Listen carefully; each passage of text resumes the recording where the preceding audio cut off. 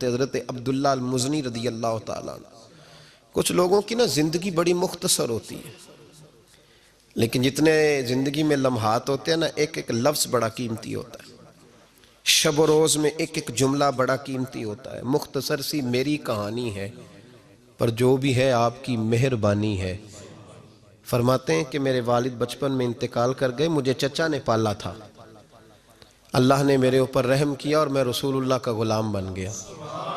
چچا اسلام کا بڑا دشمن تھا، وہ مجھے نبی پاک صلی اللہ علیہ وسلم کا نام سننا معاذ اللہ جلال میں آ جاتا تھا سنتے ہی، لیکن مجھ سے رہا نہیں جاتا تھا۔ اب میں کیا کروں؟ میرا روز دل کرتا تھا مدینے جانے کو، روز۔ میری ماں میرے درد سے آشنا تھی۔ ایک دن میں تڑپ اٹھا، میں نے کہا اماں مجھے پتا ہے تو نے میری خاطر نکاح نہیں کیا، لیکن اماں میرا اب دل نہیں لگتا، چچا جانے نہیں دیتا۔ اماں کہنے لگی بیٹے جا، میری طرف سے اجازت ہے۔ کہتے ہیں میں جا کے چچا کے سامنے کھڑا ہوا، چچا میں نے جانا ہے۔ کہاں؟ پتہ اسے تھا مسلمان ہے۔ کہاں جائے گا؟ میں نے کہا مجھے مدینے جانا ہے۔ کہتے ہیں وہ تو آگ بگولا ہو گیا، کہنے لگا تیرے پاس جو کچھ ہے سارا میرا دیا ہوا ہے۔ تو میں نے کہا چچا رکھ لے۔ کہا جیبوں میں جو ہے وہ بھی نکال دے۔ کہتے میں نے رکھ دیا۔ پھر جلال میں کہنے لگا یہ جو تو نے کپڑے پہنے یہ بھی میرے ہیں۔ حضرت عبداللہ المزنی کہتے ہیں میں نے وہ کپڑے بھی اتار کے دے دیے، میرا وجود ننگا ہو گیا۔ تینوں لب دیاں آپ گواچے، سانو اپنی خبر نہ کوئی، ساتھوں پارے ککھ گلیاں دے، ککھ گلیاں دے۔ سانو آخ دے لوگ شدائی، کیونکہ اسی ننگ نموس دا ساڑ کے چولا، گل پہنے تاج گدائی، آزم اپنا آپ گوایا ہے، تا یار نے چاہتی پائی۔ فرمانے لگے میں اماں کے پاس گیا اور جا کے کہا اماں پہلے بھی تو میں ایک دن ننگا پیدا ہوا تھا، تو نے کپڑے دیے، پھر ننگا ہو گیا ہوں کپڑے دے۔ کہتے اماں نے 2 عورتوں والے لباس دیے، وہ پہن کے میں مدینے پہنچا۔ میں بڑی غربتوں میں آیا تھا، میں دیہاتی تھا، مجھے کچھ کرنا نہیں آتا تھا، پر مجھے یوں لگتا تھا کہ مدینے میں سب سے زیادہ عزت میری ہے، سب سے زیادہ۔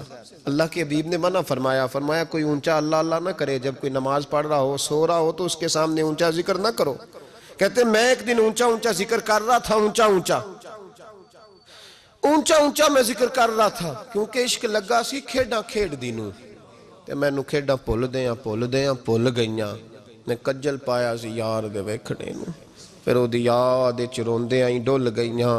حیدر شاہ اس گلی کدے نہ رول دی، پر ہن تے رول گئیاں۔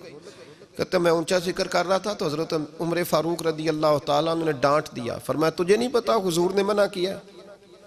تو عمر نے ڈانٹا تو میں چھپ کے بیٹھ گیا کونے میں۔ حضور آئے نا نماز پڑھانے تو محبوب نے پتہ کیا وہ عبداللہ کدھر ہے؟